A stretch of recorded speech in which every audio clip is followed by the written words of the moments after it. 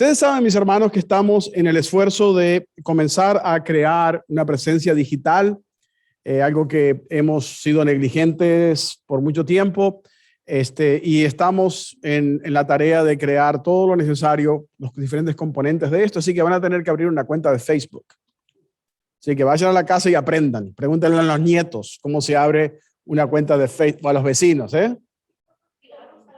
Claro, sí, estos niños ya están más adelantados. Si no tiene, abra una porque vamos a comenzar, ¿verdad?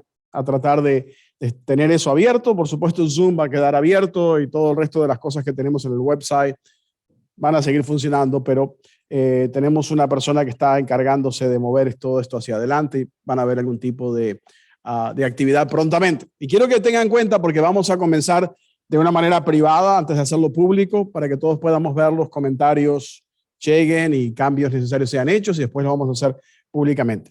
Hoy vamos a estar hablando acerca de esa historia, ¿verdad? De ser pescadores de hombres con una red diferente. Por supuesto, toda esta historia de la red digital, como que me conviene mencionar. Y queríamos, ¿verdad? Decir que las oraciones que se hacen acá el primer día de la semana deben ser repetidas en nuestros hogares. A los que tienen necesidades y las presentan públicamente, debemos de alguna manera honrar esa intención de que todos estemos unidos con ellos en oración. Y hermana Malfi, en nuestras oraciones están contigo en tu visita médica. Muy bien. Hablaremos entonces de las cualidades que la red de los pescadores tienen.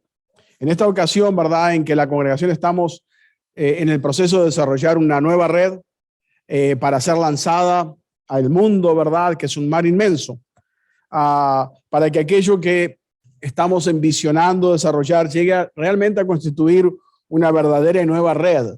Debemos de movernos en estos nuevos territorios con fe, confiando en que coordinando y apoyando, lanzaremos a las aguas de las redes sociales nuestro encuentro, nuestra intención, nuestro esfuerzo de poder también tener una pesca milagrosa que llegue a nuestras costas.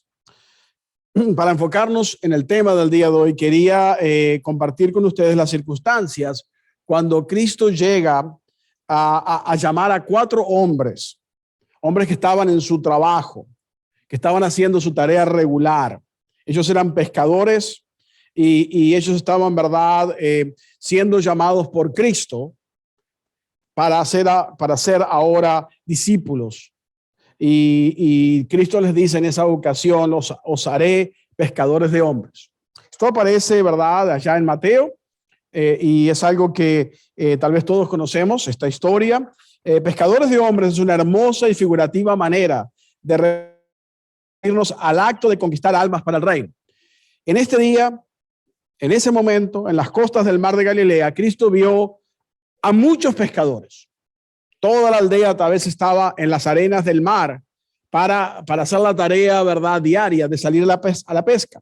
Pero pasando por muchos grupos de pescadores, Cristo se dirige a Simón y a Andrés, su hermano, que estaban echando redes al mar, porque ellos estaban en las labores de ser pescadores. Inmediatamente ellos dejan sus redes, siguen a Cristo para comenzar a ser sus discípulos más cercanos.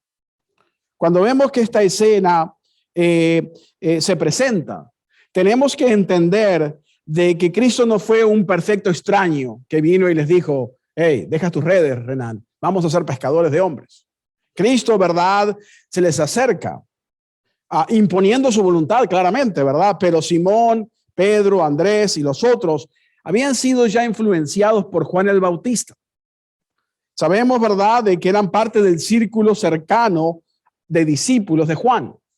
Y cuando Juan apuntó a Jesucristo y diciendo, este es el Cordero de Dios que quita el pecado del mundo, sabemos que Andrés estaba allí y otros hombres que no se mencionan también. Este grupo fue impresionado por las palabras del profeta y y los afecta inmediatamente. Sabemos de que comenzaron a seguir a Cristo una vez que Juan los declara el Cordero de Dios, ¿verdad?, que quita el pecado del mundo. Y Cristo le dice, hey, ¿qué quieren ustedes? ¿Qué hay contigo? Y ellos le dijeron, ¿dónde vives? ¿Verdad? Sabemos que esa historia está en el Evangelio de Juan, capítulo 1, verso 39. Y luego de haber tenido este encuentro temprano con Cristo, y se fueron de su presencia, Andrés fue y encontró a su hermano Simón y le vemos diciendo, hemos encontrado al Mesías. Todo esto toma lugar más o menos un año antes de que Cristo camine por las arenas del mar de Galilea. Y sabemos que no solamente encontró a aquellos dos, a Pedro y Andrés, sino que también prosigue su caminar y se encuentra con Santiago y su hermano Juan. Todos son nombres conocidos, ¿verdad? Y estos no estaban pescando, sino estaban limpiando sus redes, ¿verdad? Y respondiendo inmediatamente al llamado, dejaron estos hombres, ¿verdad? Estoy hablando de Santiago y su hermano Juan, dejaron a su padre y a los trabajadores de su padre, los jornaleros de su padre, en la barca y se fueron a seguir a Cristo. Inmediatamente, ¿verdad? No dijeron, bueno, vamos a terminar la faena, vamos a bañarnos, vamos a preparar la valija y nos vamos contigo. En ese momento se levantaron y se movieron con Cristo, ¿verdad? Por supuesto, la historia es larga y la encontramos, ¿verdad? En el libro de Marcos, capítulo 1, verso 16 en adelante. Hermanos, todos esos 12 meses que pasaron entre el encuentro inicial con Cristo a este encuentro en las arenas del mar de Galilea con el Salvador, ellos hablaron. Ellos comenzaron a entender cuál extraordinario era este personaje llamado Jesús de Nazaret. Ellos observaron, se llenaron de información, preguntaron, ganaron conocimiento y hasta recibieron revelación, ¿verdad? Pero cuando se abren los cielos para la voz de Dios que decía, este es mi hijo amado, ellos estaban presentes en ese momento en el río Jordán, ¿verdad? En la historia que sucede con Juan, el profeta, ¿verdad? Juan, este gran personalidad del Antiguo y Nuevo Testamento, ¿verdad? Ellos estaban allí presentes. Cuando responden al llamado de Cristo, dejan sus redes y caminan con él. Están respondiendo a la voz del Mesías. Están respondiendo al llamado que hacía la luz que vino a este mundo. Estaban respondiendo a aquel que entendieron que Jehová Dios había enviado para redimir al mundo. Yo le puedo decir al hermano Mejía, dejas tu perro y vente conmigo. Dice, no, hermano, voy a llevar el perro al dentista. Digo, ok, bueno, cuando tengas tiempo me llamas, ¿verdad? Yo quiero hablar con ustedes y, ¿verdad? Yo sé que ustedes tienen una vida extremadamente ocupada, una vida llena, ¿verdad?, de compromisos. Y yo trato de ajustarme a ustedes en sus compromisos. Pero cuando estos hombres escucharon a Cristo, todo lo dejaron. Inclusive estos jóvenes dejaron a su padre en el medio del lago con sus trabajadores terminando la pesca. Se levantaron y se fueron porque estaban respondiendo a la voz del Mesías. Y espero que cuando tengamos un encuentro con la voz del Mesías, no le digamos, óyeme, Mesías, voy a llevar el perro al dentista. Ellos no lo hicieron.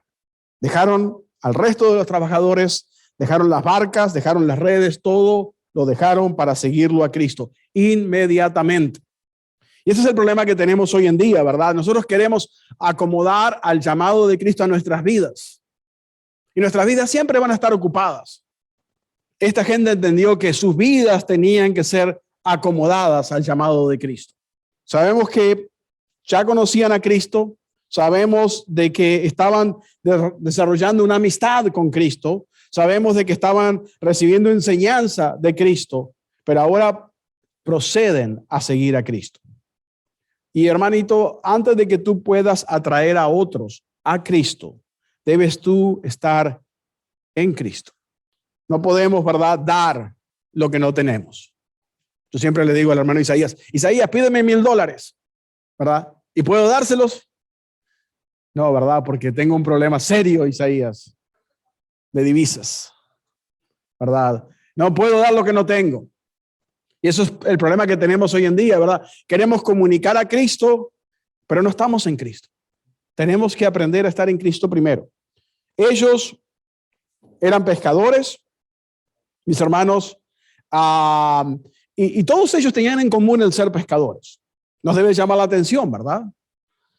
Esta gente, mi hermano, no pescó con una línea, ¿verdad? Como usted ve a la gente pescar hoy en día en las playas, en los ríos, ¿verdad? Esta gente pescó con redes. las que cada día tenían que limpiar, cada día tenían que enmendarlas, cada día tenían que hacer algo para mantener su industria, ¿verdad? Estos eran individuos que se ocupaban de esto vivían, ¿verdad? Tenían que mantener su industria funcionando. Eran personas ocupadas, que estaban, ¿verdad?, satisfechos de ser pescadores por el resto de sus días. Esto es lo interesante, ¿verdad? Dice, ay, yo quería ser ingeniero nuclear y aquí soy pescador. No era gente que estaba quejando, ¿verdad?, de qué clase de suerte se llevó en la vida. Ellos estaban contentos de ser pescadores cada día de su vida. Todos estaban trabajando, manteniendo la barca, manteniendo sus redes. Estas son las herramientas más importantes de los pescadores. Sus redes y su barca, ¿verdad? Y sorprendentemente, cuando reciben el llamado, no pueden decir que no. Reaccionan de una manera que es inmediata. Se levantaron de donde estaban en ese día y desde ahí en adelante fueron personas con un propósito cambiado. Sepan ustedes que los pescadores no iban a la universidad a tener un degree en pesca. Sepan ustedes que los pescadores usualmente eran de la clase más empobrecida, ¿verdad? Que vivían de lo del día para poder subsistir el día. Eran individuos que ciertamente no tenían escuela, que no tenían, ¿verdad? No habían estudiado como composición en inglés y español. Eran individuos que estaban en una condición, ¿verdad?, de una vida diaria limitada por muchas cosas. Sí podían prosperar porque la pesca era realmente algo que se consideraba importante como industria, pero no eran individuos que pertenecían a una clase que fueran realmente notables por su capacitación. Entonces, ellos son personas que estaban completamente satisfechos en ser pescadores por el resto de sus días y reciben este llamado. En estos versos que hemos leído más o menos encontramos que Santiago y Juan estaban entretejiendo sus redes, revisando los nudos, ¿verdad?, de cada línea, ¿verdad?, y reparando lo que se había dañado para que la red pudiera trabajar apropiadamente. Y nuestro tema de hoy es la necesidad que la red sea lanzada, sea extendida, sea puesta a trabajar para que recoja cosecha.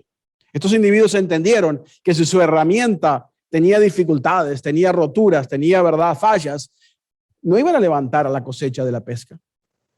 Si yo fuera un pescado que me enredé en esa red y veo de que hay una abertura, adivina para dónde voy. ¿Verdad, Isaías? Tú y yo vamos juntos a ver quién llega primero.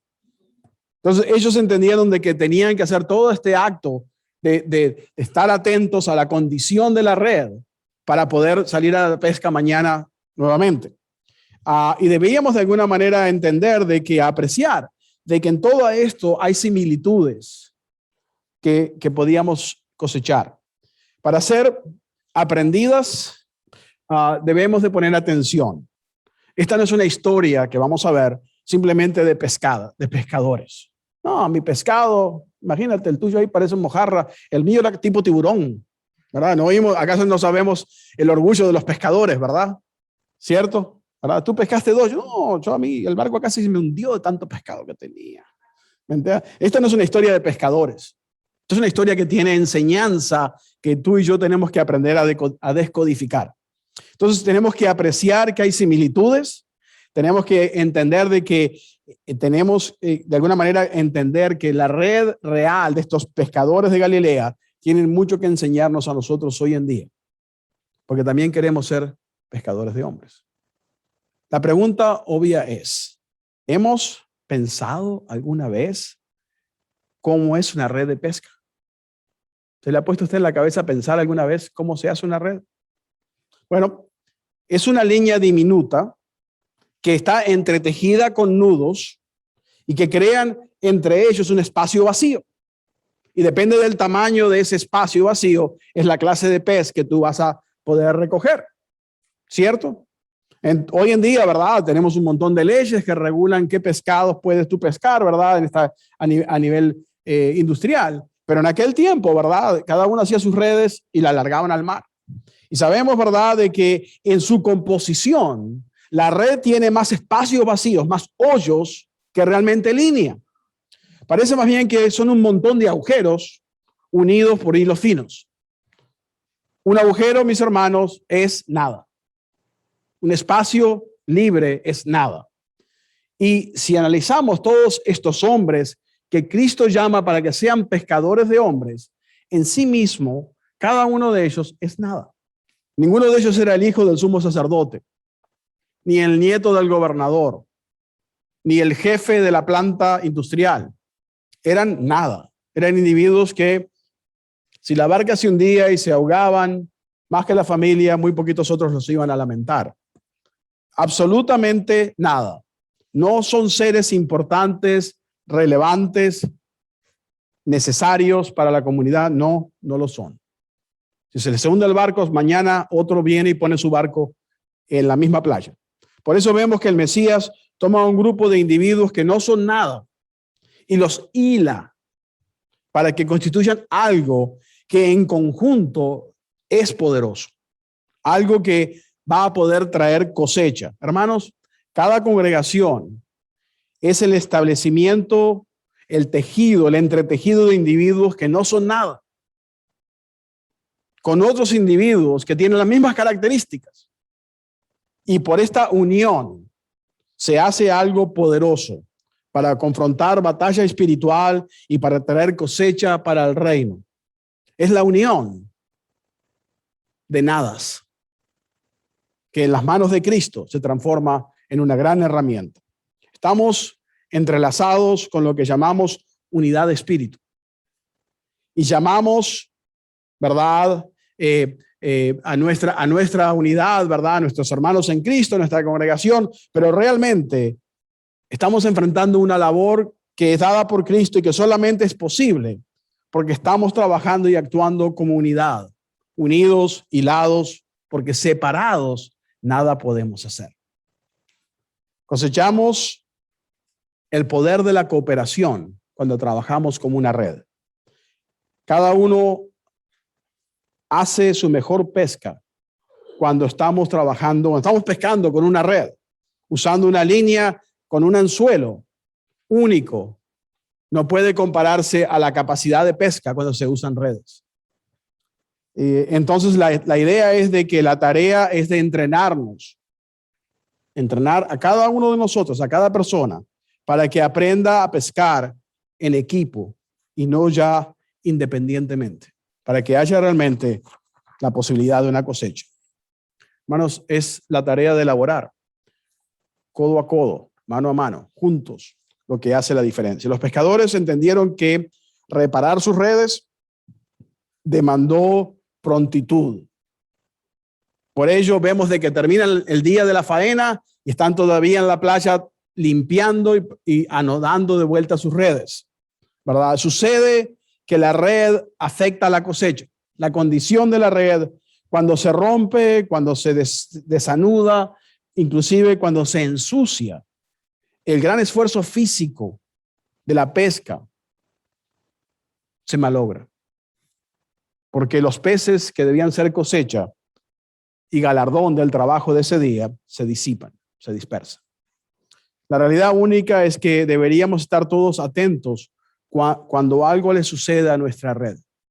Deberíamos estar todos atentos cuando por algo es dañada, cuando hay fisura, cuando se desatan los nudos. Satanás se especializa, mis hermanos, en desgarrar redes, en romper congregaciones, ¿verdad? En producir desunión, en desanudarnos, porque como pescadores simples, con una línea y un anzuelo, pues pasaremos el día entero a ver si sale algo, pero con red podemos ser efectivos.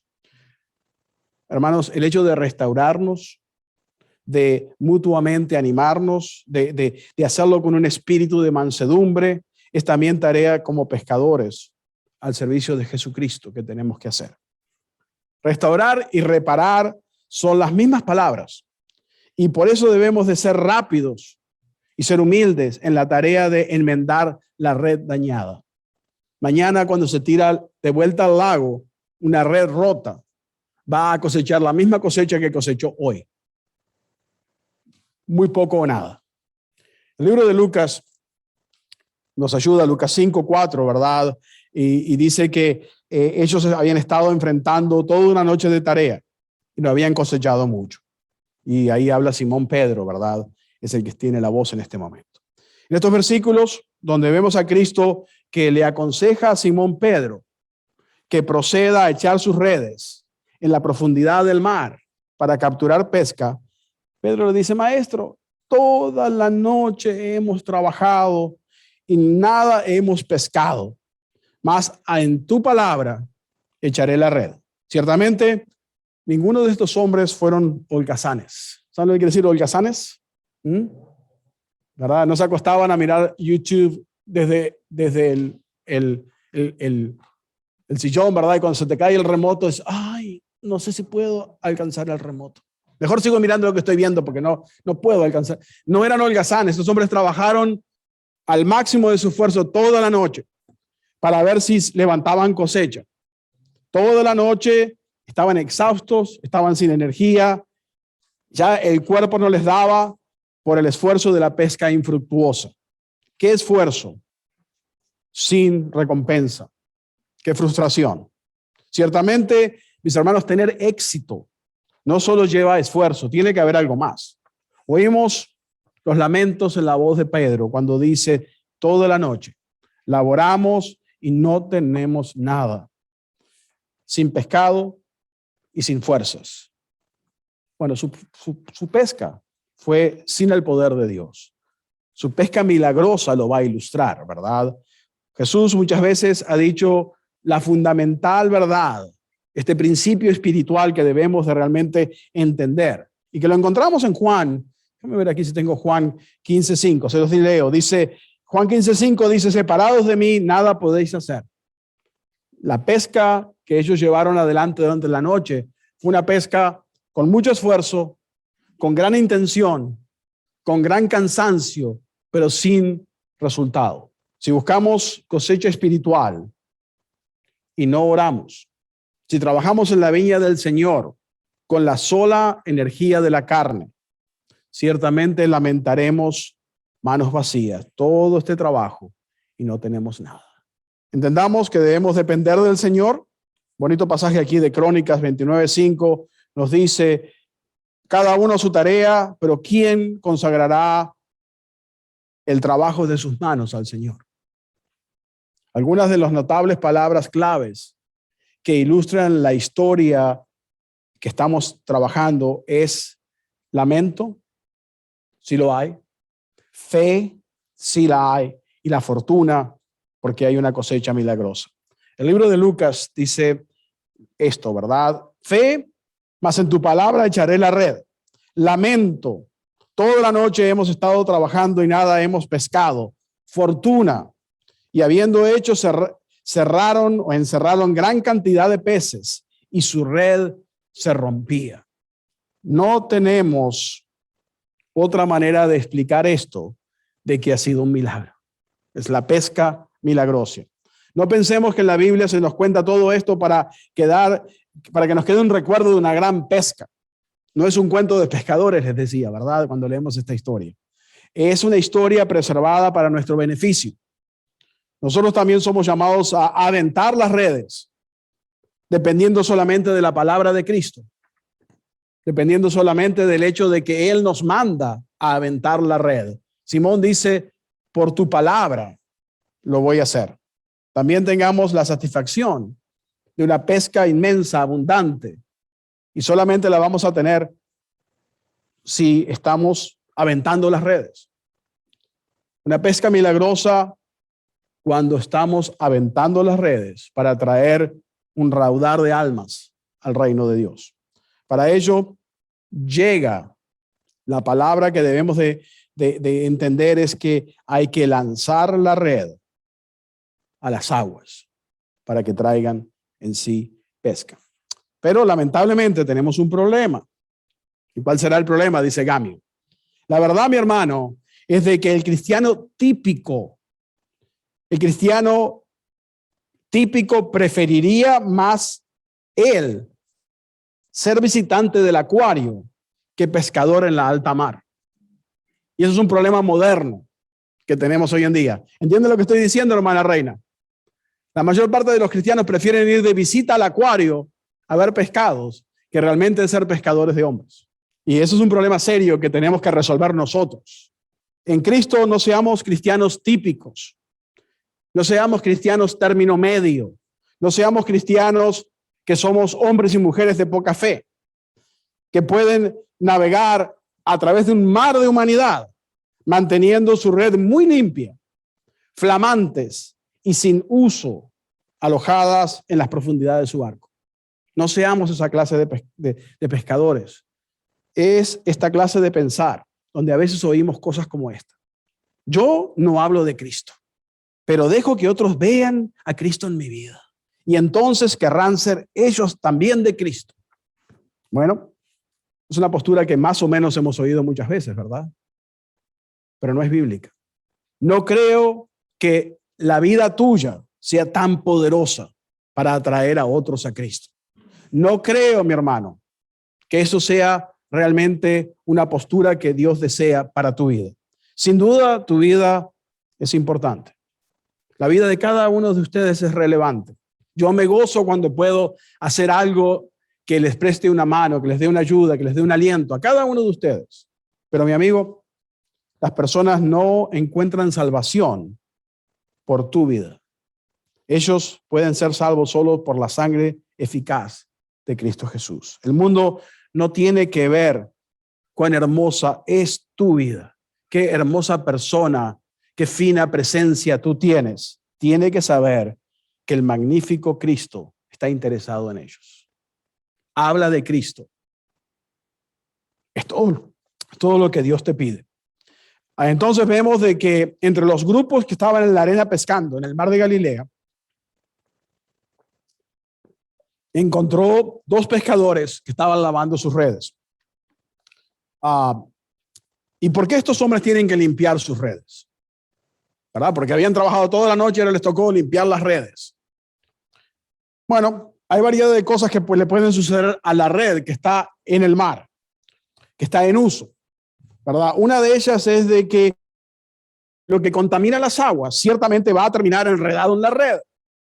Cuando Jesús le pide a Simón que arroje sus redes al mar nuevamente, fueron redes que ya fueron limpias, que fueron tratadas, que fueron anudadas, que fueron reparadas. Y si tú no lavas tu red, esto es lo que va a suceder. Por un lado, tu barco va a estar maloliente, porque lo que había en el agua va a terminar adentro de tu barco. Porque la red levanta pescado muerto. La red levanta algas marinas y barro y bacteria que está en el fondo del río y en el fondo del mar. Todo lo cual va a terminar dentro de tu barca. Las líneas se pudren. La red se desintegra. Todos estos son actos de negligencia porque tú no limpias tus redes. El primer problema es que tu red frena la barca. Está llena de cosas que la barca ahora tiene que estirar como una especie de paracaídas inmenso. Su primer problema es ese. La segunda problema es de que la red ahora tiene la tendencia a hundirse porque pesa. Tu red debe de ser invisible para no alertar y crear pánico en los peces. Debe de moverse de manera invisible en el agua. Pero la contaminación de tu red le permite al pez ver que una red sucia y contaminada se acerca, aunque esté a larga distancia, y produce pánico en el pez y se escapa de la posibilidad de que tú lo atrapes. Todo esto tenemos que continuamente revisar. Por eso tenemos que reevaluar, tenemos que recomendarnos limpieza constante y continua.